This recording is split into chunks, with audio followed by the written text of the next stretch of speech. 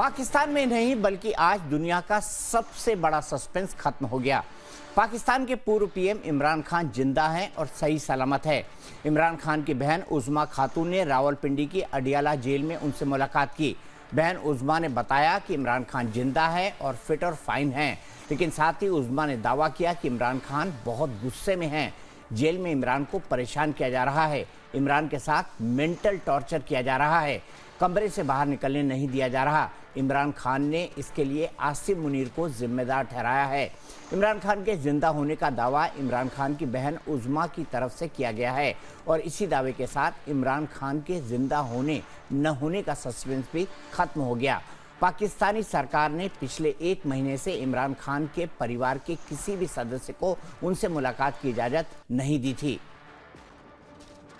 सेहत अल्हम्दुलिल्लाह ठीक है, मगर जरूरी वो उन्होंने बड़े गुस्से में थे। कहते हैं कि हमें ये मेंटल टॉर्चर कर रहे हैं और सारा दिन कमरे में बंद, थोड़ा सा बाहर जब निकल सकते हैं, कोई किसी से कम्युनिकेशन नहीं। कहते हैं कि आसिम मुनीर जिम्मेदार है, ये सब कुछ हो रहा है। बाकी कितनी देर मुलाकात रही है मैडम आपकी? डिटेल में बात। अच्छा, सेहत उनकी ठीक है? अल्हम्दुलिल्लाह। इमरान खान की बहन के दावों के बाद पाकिस्तान में इस वक्त तनाव कम होता जरूर दिखेगा।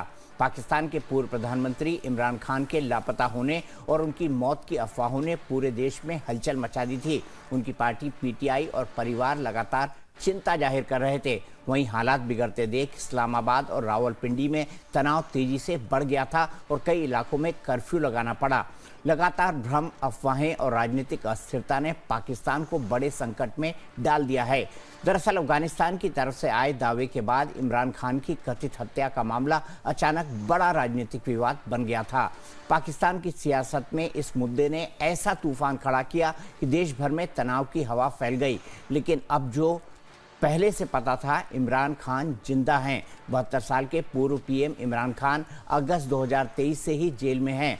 उन्हें कई मामलों में दोषी ठहराया गया है। वैसे इमरान खान का दावा है कि 2022 में अविश्वास प्रस्ताव में उन्हें हटाए जाने के बाद ये मामले राजनीति से प्रेरित थे। उन्हें पहली बार तोशाखाना मामले में दोषी ठहराया गया था और यह आरोप भी था कि उन्होंने बतौर पीएम मिले तोहफे को गैर कानूनी तरीके से बेचा। इमरान खान को साइफर मामले में 10 साल और अल कादिर ट्रस्ट करप्शन मामले में 14 साल की सजा सुनाई गई है। भले ही इमरान खान जिंदा है, लेकिन इस वक्त पाकिस्तान में 3 फ्रंट पर सत्ता की लड़ाई चल रही है। पहला फ्रंट है अडियाला जेल, जहां इमरान खान बंद है। दूसरा शहबाज शरीफ, जो लंदन से लौट तो आए हैं लेकिन इस्लामाबाद की जगह लाहौर में हैं। और तीसरा फ्रंट है आसिम मुनीर, जो इस इंतजार में है कि उन्हें सीडीएफ कब बनाया जाएगा। लेकिन दावा किया जा रहा है कि इमरान खान को मुनीर एक प्यादे की तरह पाल पोस रहे हैं। इसीलिए पहले से ही पता था कि इमरान खान को मुनीर कभी मार ही नहीं सकते, क्योंकि सत्ता का बाहुबली बनने के लिए इमरान खान का जिंदा मुनीर के लिए बेहद जरूरी है। खान भी आर्मी की मदद से ही प्रधानमंत्री बने थे और फिर आर्मी की मदद से इमरान खान को बाहर भेजा। जब इमरान खान प्रधानमंत्री बने थे तब उन्होंने मुनीर खान को, उस समय जो आईएसआई के चीफ हुआ करते थे, उसको उस पद से हटाया था। ये जो दुश्मनी और ये एक बार ये दिमाग में बात बैठ गया और एक दुश्मनी जब पैदा हुई, ये मुनीर कभी भी नहीं भुला पाएगा और उसका इंतज़ार करेगा।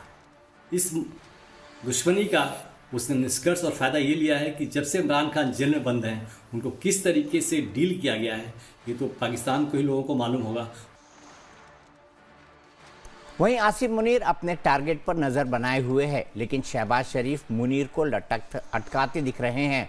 पाकिस्तान में सेना प्रमुख आसिम मुनीर की देश के पहले सीडीएफ यानी चीफ ऑफ डिफेंस फोर्सेस के पद पर ताजपोशी का मामला लटकता जा रहा है। पीएम शहबाज शरीफ के लंदन दौरे से लौटने के बाद इस बारे में चर्चा होने की उम्मीद थी, लेकिन 2 दिसंबर को शहबाज शरीफ जब पाकिस्तान लौटे तो उनका प्लेन राजधानी इस्लामाबाद के बजाय लाहौर के लिए डाइवर्ट हो गया। इसने देश और विदेश के खुफिया सर्कल में अटकलों का दौर शुरू कर दिया। दावा किया जा रहा है कि यह बदलाव अचानक नहीं, बल्कि मुनीर को पावर देने से पहले लंदन में बड़ा गेम हो चुका है और शरीफ ब्रदर्स कभी नहीं चाहेंगे कि पाकिस्तान में उनकी औकात 0 हो जाए और सीडीएफ के ऑर्डर को बस पालन करने वाले वो रह जाएं। तो क्या पाकिस्तान में तख्ता पलट हो जाएगा, क्योंकि पीएम शहबाज पलट रहे हैं और मुनीर सीडीएफ बनने के लिए किसी भी हद तक जा सकते हैं। मतलब साफ है कि पाकिस्तान में सत्ता की लड़ाई चरम पर है। भारत से जंग हारने के बाद पाकिस्तान हर मोर्चे पर हार रहा है। देश में जहां आतंकी घटनाओं में तेजी हुई है, मुनीर की सेना पर बीएलए और टीटीपी के ताबड़तोड़ हमले हो रहे हैं, तो वहीं आर्थिक मोर्चे पर भी पाकिस्तान बदहाल है। लेकिन इस वक्त मुनीर, शाहबाज और इमरान के बीच शह और मात का खेल सबसे दिलचस्प बनता जा रहा है।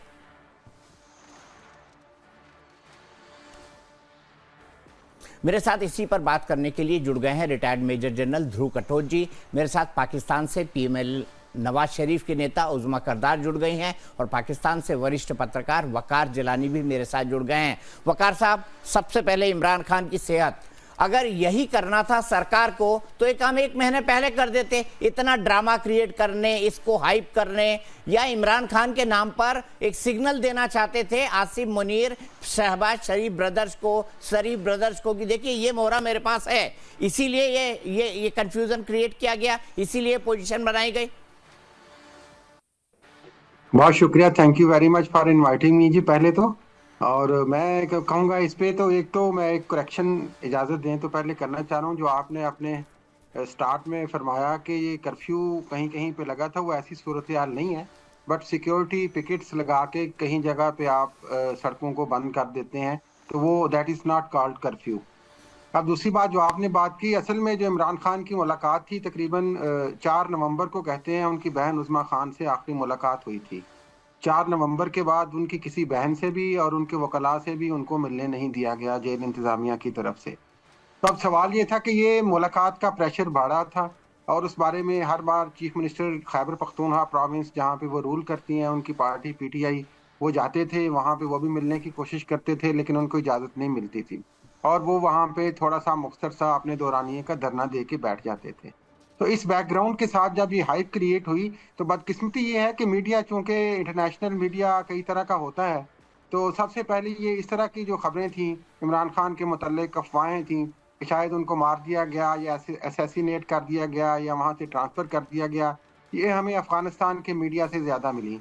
इसके अलावा कहीं से हमें इंटरनेशनल मीडिया से खबर ना मिली। उसके बाद थोड़ा सा हमने देखा कि इंडियन मीडिया ने इन न्यूज़ को फॉलो किया, लेकिन पाकिस्तान में काफ़ी हद तक आप इतना यकीन रखें कि जो मीडिया था उनको पता था कि ऐसी कोई सूरत हाल डेवलप नहीं हुई है। क्योंकि पता होता तो यहाँ पे भी आपको पता, जिस तरह आपने बताया कि इंटरनेशनल लेवल के लीडर हैं इमरान खान और कंसर्न्स हैं पूरी दुनिया के और पाकिस्तानियों के भी करोड़ों लोगों के, तो यहाँ पे कुछ ना कुछ सनसनी ज़रूर फैल जाती। और मेरी खुद भी बात हुई उनकी बहन से भी, तो उन्होंने भी वो कॉन्फिडेंट थी कि उनके साथ ऐसा कुछ नहीं किया जाएगा, लेकिन ये था कि वो कह रहे थे कि शायद ये प्रेशर बढ़ाने के तरीके हैं या उनको तंग करने के तरीके हैं, मुलाकात क्यों नहीं करने दी जा रही, फैमिली का राइट। पाकिस्तान में वो मीडिया जो पीटीआई और इमरान खान को क्रिटिसाइज भी करता है, उन्होंने भी इस हालत में ये कहा कि उनकी फैमिली को लाफुल तरीके से वहाँ पे मिलने की इजाज़त दी जाए।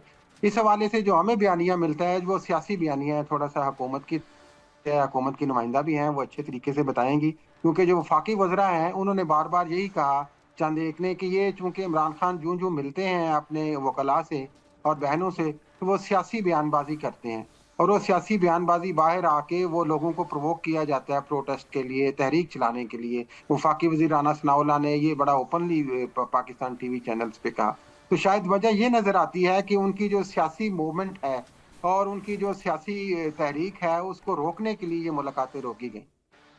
ठीक है, आपको लग रहा है कि सियासी मूवमेंट रोकने के लिए ये मुलाकातें रोकी गई, कितना इसका असर पड़ा? मैं सीधे उज़्मा करदार जी के पास चलता हूँ। उज़्मा जी बताइए मुझे, क्या आसिम मुनीर को, मेरा $1,00,000 का सवाल है, आसिम मुनीर के नोटिफिकेशन पर साइन करने वाले हैं नवाज शरीफ, आपकी पार्टी के नेता शहबाज शरीफ, या नहीं करने वाले हैं? क्या सूरत हाल है, इसके बारे में बताइए। आखिरकार इंतजार क्यों कराया जा रहा है आसिम मुनीर को सीडीएफ बनाने में? देखें, आप आसिम मुनीर साहब की बिल्कुल फिक्र ना करें, वो हमारे फील्ड मार्शल हैं, हमारे हीरो हैं। उन्होंने हमें एक बहुत ज़बरदस्त फतेह से उन्होंने हमारी पूरी कौम का सर फख्र से बुलंद किया है। और जो 27वीं आईनी तरमीम है उसके बाद ऑलरेडी ये जो है इसमें इम्पोर्टेंस होती है।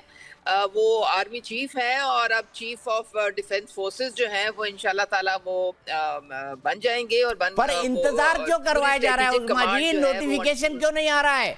3 दिन पहले आ जाना था। कहीं दाल में कुछ काला है या पूरी दाल काली है? कोई इशू नहीं है। ये देखें, ये एक बात तयशुदा है क्योंकि उनको ऑलरेडी उनकी एक्सटेंशन है 5 साल का। उनका जो टेन्योर था वो ऑलरेडी है चीफ ऑफ आर्मी स्टाफ का, तो कहीं नहीं जा रहे हैं। और अब इंशाल्लाह ताला वो चीफ ऑफ डिफेंस फोर्सेस। आप क्यों चिंता करते हैं? आप अपनी फिक्र किया करें। अरे आप हमारे पड़ोसी हैं भाई, चिंता होती है क्यों कटो साहब? मार्शल जो है चिंता नेचुरल है ना इनकी, और है नहीं। कहां से आपने आसिम मुनीर को फील्ड मार्शल बना दिया? जंग आप हार गए, फील्ड मार्शल आसिम मुनीर जो है वो बन गए। ऐसे ही 1971 में 90,000 लोगों ने सरेंडर किया था, तब भी आप बोलते थे हम तो जीत गए, हम तो जीत गए। बांग्लादेश गलती से बन गया। आप लोग किस दुनिया में रहते हैं? आप तो दुनिया में किसी को मुंह दिखाने के काबिल नहीं रहे। आप तो उस दुनिया में रहती है उस्मा करदार जी जहाँ लाइट भी नहीं है। देखिए आपके पीछे लाइट भी नहीं जल रही है। आपको पूरी दुनिया ने आपको बता दिया कि आपकी फौज जो है पिट गई है, आपकी एयरफोर्स पिट गई है, आपके राफेल तबाह हो गए हैं। आप किसी को मुंह दिखाने अच्छा, आपकी एयरबेस बन गई क्या? जो है आपकी एयरबेस दुरुस्त हो गई क्या उस्मा करदार जी, जिनको हमने नेस्तनाबूद कर दिया था? आपकी एयरबेस का क्या हुआ? 13 एयरबेस आपकी तरफ अब कोई देखें, आपको जो देखिए उजमा जी, आपके देश में नेटवर्क भी नहीं है, कितनी बड़ी दिक्कत है। कैसा देश है आपका पाकिस्तान? आपको जो आसिम मुनीर का हर वक्त खौफ रहता। अरे आसिम मुनीर तो ऑपरेशन सिंदूर के टाइम न्यूक्लियर बंकर में छुपा हुआ था कि कहीं भारत न्यूक ना कर दे। आपको नहीं पता उजमा जी? आपको शायद जानकारी नहीं होगी, हमारे पास थी ये जानकारी। चलिए, फ्रीज हो गई उजमा करदार जी। उजमा करदार जी अब जाइए ना, किसी ऐसी फ्रेम में जाइए जहां पर थोड़ी लाइट हो।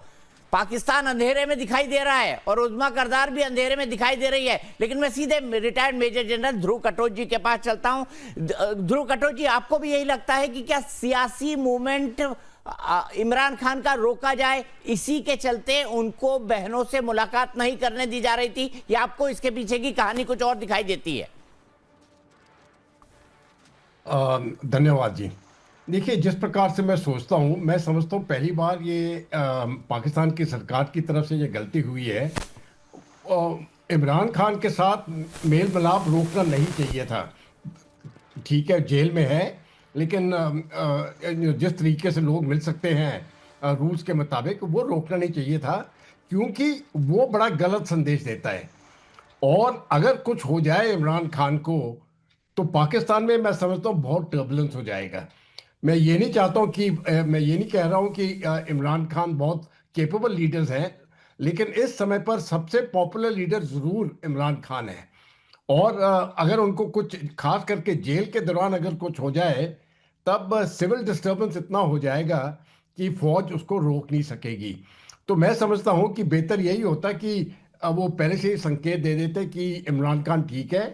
बेशक वो मिलने का समय जो है वो 1 मिनट या एक या 2 मिनट हो, उससे भी कम कर दें, लेकिन वो पब्लिक एश्योरेंस तो होना चाहिए थी, वो नहीं किया उन्होंने।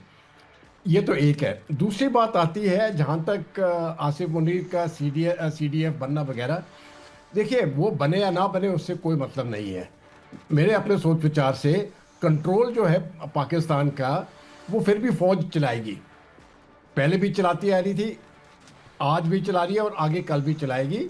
कुछ चीज़ें हैं जो सिविल एडमिनिस्ट्रेशन नहीं करता है, और ये CDF बन भी जाएंगे आसिफ मुनीर, तब भी कोई फ़र्क नहीं पड़ने वाला है। फ़ौज का कंट्रोल उतना ही रहेगा, पहले भी मजबूत था, अभी भी मजबूत है और आगे भी मजबूत रहेगा, जब तक कि सिविल सोसाइटी की तरफ से कोई मूवमेंट चल जाए और इसमें चेंजेस लाए। मैं ये चेंज देखता नहीं हूँ। बेसिकली जो पाकिस्तान के जो 2 बड़े मुद्दे हैं, जो प्रॉब्लम्स हैं इस समय पर, एक उनके इकोनॉमिक प्रॉब्लम्स है और दूसरा उनको इंटरनल सिक्योरिटी प्रॉब्लम्स है। इन दोनों को ठीक करने के लिए पॉलिटिकल स्टेबिलिटी की ज़रूरत है, और वो पॉलिटिकल स्टेबिलिटी मैं देख नहीं रहा हूँ। ये पॉलिटिकल इंस्टेबिलिटी कई सालों, जब से इमरान खान को निकाला गया था, तब से ये पॉलिटिकल इंस्टेबिलिटी चलती आ रही है। और क्योंकि वो पॉलिटिकल इंस्टेबिलिटी है, जो बाकी 2 प्रॉब्लम्स हैं, जो मेजर प्रॉब्लम्स हैं पाकिस्तान के, ये हल होने वाले नहीं है। तो अभी ये आगे देखते हैं कि किस प्रकार से क्योंकि ये मामला लोकल है, ये पाकिस्तान का ही मामला है। जो भी करेंगे ये पाकिस्तान की हुकूमत, पाकिस्तान की पॉलिटिकल पार्टीज और पाकिस्तान की पब्लिक करेगी। लेकिन क्या वो कर सकेंगे आगे वाले दिनों में देखने पड़ेगा। लेकिन इस समय पर मैं समझता हूँ कि पाकिस्तान की स्थिति जो है वो इंस्टेबिलिटी के रास्ते पे जारी है, और वो स्टेबिलिटी उस पर लाना वो उनका पहला चैलेंज होगा। पहला चैलेंज होगा, लेकिन आसिम मुनीर क्या ये कर पाएंगे?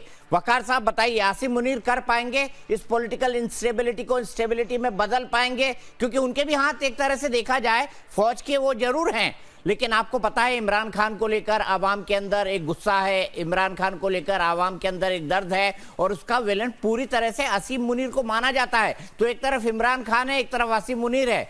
वो बिल्ली के भाग से छीका टूटा वाली कहावत है ना, वहीं पर दोनों शहबाज शरीफ ब्रदर्स और नवाज शरीफ खड़े हुए हैं कि उनके भाग से कभी छीका टूट जाए, और अभी टूट भी गया है। तो अब आप मुझे बताइए, क्या आसिम मुनीर हैंडल कर पाएंगे इस सिचुएशन को? क्योंकि हैंडल उन्हें ही करना है।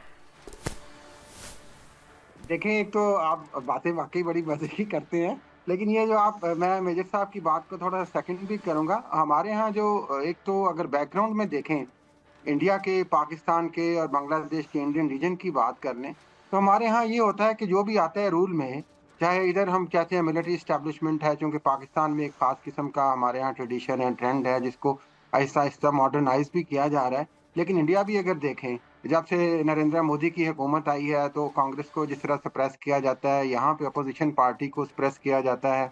बांग्लादेश में आप देखें तो शेख हसीना वाजिद ने जिस तरह से किया अपने सारे रूल में, उन्होंने अपोजिशन पार्टीज के साथ क्या किया। एक तो बदकिस्मती से ये ट्रेंड हमारे रीजन में है। दूसरी बात जो आपने पाकिस्तान के हवाले से, खास तौर पे इंस्टेबिलिटी के हवाले से की, डेफिनेटली पूरी दुनिया में है और यहाँ पे भी ये बात की जाती है कि पॉलिटिकल इंस्टेबिलिटी यहाँ पे अभी है। और ये स्टेबिलिटी जब ही आएगी जब आप कोई टॉक्स करेंगे, कोई मुज़ाकरा करेंगे। देखें, इस प्रोग्राम की तरह मिसाल ही ले लेते हैं हम कि हम सब आपस में बैठ के एक मुज़ाकरा बातचीत कर रहे हैं। जो बात आपका क्वेश्चन था, की क्वेश्चन कि क्या फील्ड मार्शल जनाब आसिम मुनीर ये कर पाएंगे या नहीं कर पाएंगे। देखिए, आर्मी की तरफ से, मिलिट्री इस्टेब्लिशमेंट की तरफ से बार बार यकीनी तौर पे कोशिशों का इशारा दिया गया था पिछले 2 सालों को अगर देखें, जब से इमरान खान जेल में है, कि आप आएँ और बैठें, टॉक्स करें। इसमें कुछ सियासी गलतियां पाकिस्तान तहरीक इंसाफ ने भी अपने वक्त में की, जैसा कि उन्होंने दोनों सूबों में अपनी हुकूमतें ख़त्म कर ली इस चक्कर में कि शायद जो निगरान हुकूमतें बनेंगी और फिर उसके बाद जो हुकूमतें दोबारा आ जाएंगी तो हम ज़्यादा बेहतर तरीके से रूल करेंगे। फिर उसके बाद इन्होंने नेशनल असम्बली का बॉयकॉट कर दिया, पार्लियामेंट में नहीं गए। फिर उसके बाद अब ये जो इलेक्शन हुए और जो अलैजली कहा जा रहा है कि इन सब में जो कुछ कर करा के उन्होंने ये नई हुकूमत बनाई, उसके बावजूद भी बार बार वफाकी वज़रा भी बात ये करते हैं कि कोई थोड़ी सी बातचीत पीटीआई की तरफ से थोड़ा सा टिल्ट का रुझान होना चाहिए। जो प्रॉब्लम ये है कि इस टाइम पीटीआई ब्लेम करती है मिलिट्री इस्टेब्लिशमेंट को टोटली, कि ये सारा कुछ जो कुछ हुआ है वो उनकी वजह से हुआ है, और पॉलिटिकल पार्टी से वो बात करने को तैयार नहीं है, चाहे वो उनको सही समझें या गलत समझें, उनसे किसी मुज़ाकरे की बात नहीं करते। कोशिश ये हो रही है या मुद्दा ये बयान किया जाता है बार बार, जो हमें समझ आती है एज ए जर्नलिस्ट, कि कोई टॉक्स पॉलिटिकल भी स्टार्ट होनी चाहिए, जिसके लिए पीटीआई और इमरान खान ये ब्लेम करते हैं या अलर्ज करते हैं या इंप्रेशन देते हैं कि नहीं जी सारी पावर तो चूंकि मिलिट्री एस्टेब्लिशमेंट के पास है तो मैं तो उन्हीं से बात करूंगा। तो सियासी हकीकतों को ये कहा जाता है कि वो उस तरीके से मानने वाले नहीं है। दूसरा जो बात आपने की, ऑब्वियसली कि जो DGISI थे जब उस वक्त उनको उन्होंने बताया कि रिमूव किया गया, लेकिन उसके बाद भी आप देखें हिस्ट्री में जब चीफ ऑफ आर्मी स्टाफ की अपॉइंटमेंट का टाइम था तो पीटीआई एक बहुत बड़ा एहतजाजी तहरीक लेके रावलपिंडी पहुंच गई थी, और अलेजिडली या इंप्रेशन यही है कि कोशिश ये थी कि जनरल आसिम मुनीर को चीफ ऑफ आर्मी स्टाफ ना बनना देने के लिए दबाव डाला जाए। तो वो चीज़ें हैं, लेकिन इसके बावजूद भी हमने देखा कि DGISPR ने मुतअद्दिद मौकों पे इशारे दिए हैं कि पॉलिटिकल टॉक्स की जाए। फेडरल गवर्नमेंट में पाकिस्तान ठीक है, लेकिन पॉलिटिकल टॉक्स कैसे हो पाएंगी पाकिस्तान के अंदर, ये वकार भाई अपने आप में सबसे बड़ी मुश्किल वाली बात है।